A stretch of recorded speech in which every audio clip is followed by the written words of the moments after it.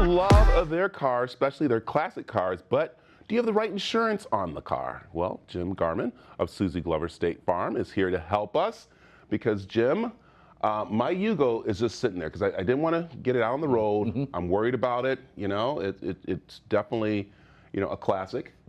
I don't know what the value is.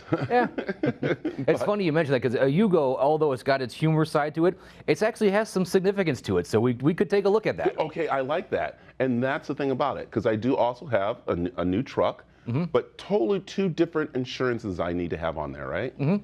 Yes, the NT Classic, it focuses more on the value, the stated value of that car. And when you get to the older vehicles and different states of restoration or original condition, the values can change from one Yugo to another, depending on what you've got. So it's important to understand that value and then look at the other half of it is the limited miles that you're going to use it, because it's a specialty type car now. So it's not your daily driver. It's the Sunday driver going to shows, things like that. That's how we differentiate that.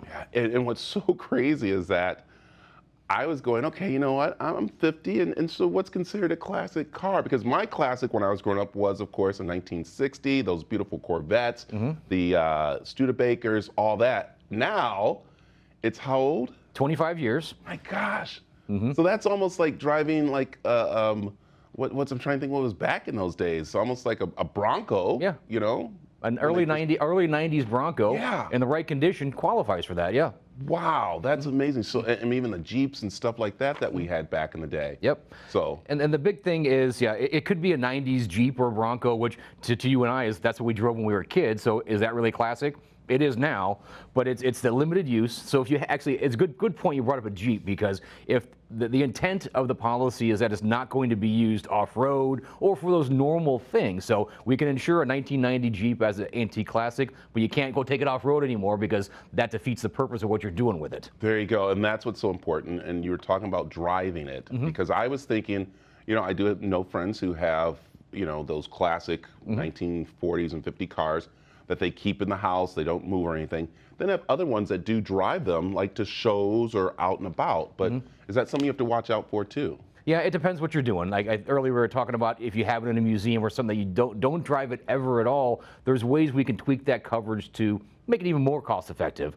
But on the other side, if you're going to shows, a Sunday drive, and it's limited with State Farm anyways to 2,000 miles a year, so it can't be a cross-country vehicle for different things. It's limited use and stated value, the two biggest things that go along with it. Yeah. And Jim, the great thing is coming and sitting down with you guys, because again, say for instance, I want to adjust that classic car insurance. Same for, I do want to maybe, you know, for this year, I want to take it to more car shows.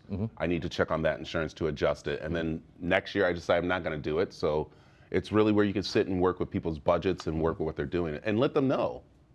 Yeah, So. exactly. And you get into that good point. You always want to sit down with us to make sure we do it right. You know, a quick phone call can get it done, but to make sure everything makes sense for you, and I think we talk about it all the time, what you have, Brad, is different than what I have and what I need. So whether it's your classic car, your regular car, your home, things like that, I want to talk through it. But with the classic, it's understanding what your intent is for this year or next year. If it's just going to be that daily, that Sunday driver, again, it's a simple situation. If you think it might be more of a regular, you know, throughout the week, more than 2,000 miles a year, we got to look at it a little bit differently, things like that. And especially if I'm doing repairs on it and putting new things on there, and if I'm going to go find maybe the original stuff to be put on there, I probably need to sit down and talk insurance too, compared to what's going on with the car. Yeah, different states of restoration have different values, things like that. That's what I was going to ask you too. So my Yugo's here, but if I decide I'm going to go over to California with it for a while or somewhere, I really need to sit down and see what their policies are and what you guys can and see the differences. Yeah, it depends what you're doing. My parents have old cars. I grew up around old cars, and I just bought myself a 1923 Ford T-Bucket hot rod. Yeah. So it's fun, but my parents had a Model A,